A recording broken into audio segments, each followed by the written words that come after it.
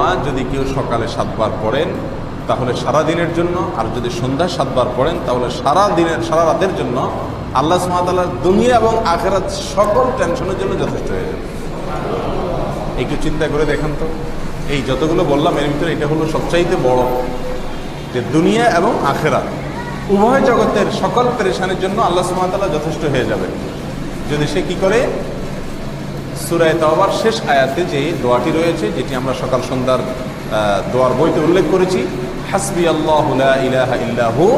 আলাইহি তাওয়াক্কালতু ওয়া হুয়া রাব্বুল আরশিল আযীম। এর অর্থ হলো হাসবি আল্লাহ, আল্লাহ আমার জন্য যথেষ্ট, লা ইলাহা ইল্লাহু, তিনি ছাড়া সত্যিকার কোনো মাবুদ নাই, আলাইহি তাওয়াক্কালতু, তার প্রতি আমি ভরসা করেছি,